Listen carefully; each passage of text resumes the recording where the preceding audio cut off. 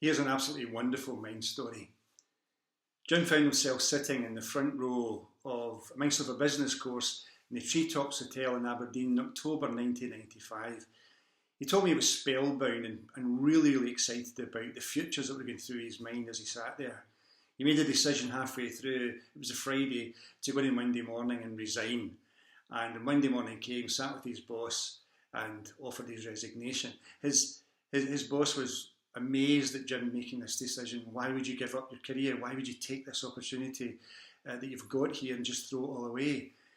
But Jim stuck to his guns and left. He very quickly persuaded two of his friends to come with him for a year's journey around the planet. He was single at the time and off he went. And he said they went to Japan first, then on to Australia, to New Zealand, to Fuji, on to Hawaii, and eventually landed in the US mainland at Los Angeles.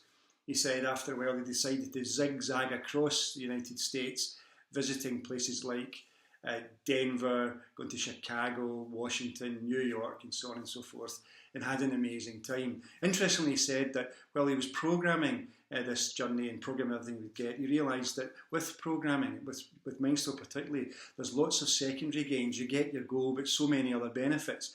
So he found that visiting all around the world really gave him tons of experience that was to help him for years to come.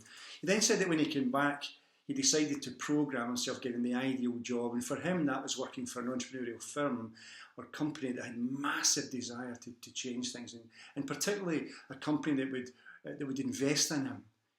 And he went for interview after interview, programming every one of them before he went in, of course, but none of them seemed right, or he'd ever got any of them. But trusting the right thing always happens, he stuck with it.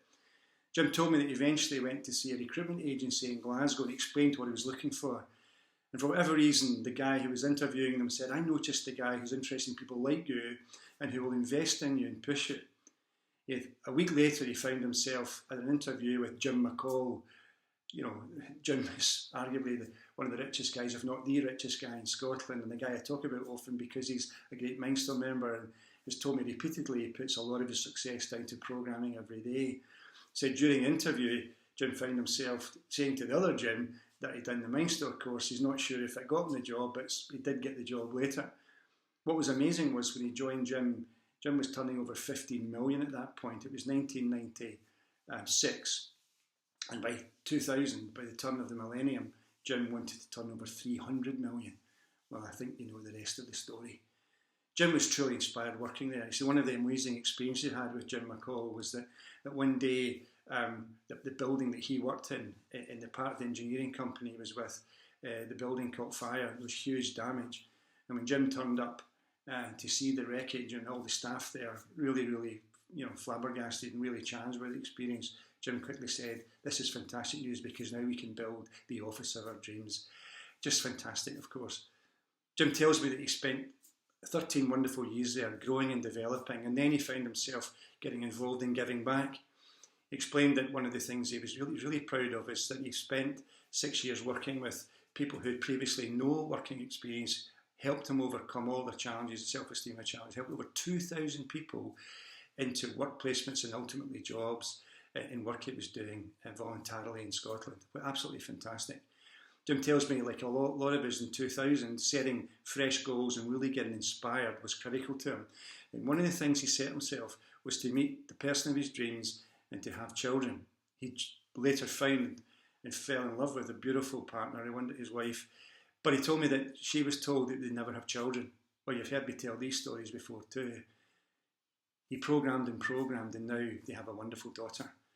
Jim tells me that he lives in the house of his dreams, he drives the cars of his dreams, he got the job of his dreams, and sends his beautiful daughter to a wonderful school, the one of his choice.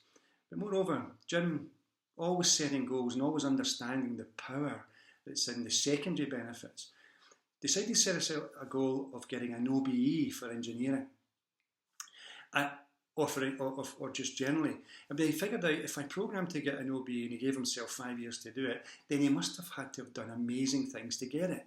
And that's what really excited him, all the good things that would happen for other people if he really focused and did what he could to improve people's lives and improve his business.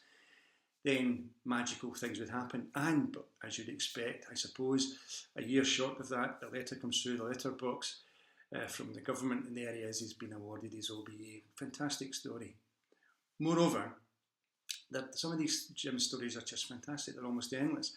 He told me that many years ago, he found his eyes deteriorating, his eyesight, and there was warnings of that happening over time. He decided to start programming his eyesight, and he says, all these years later, I still have perfect vision.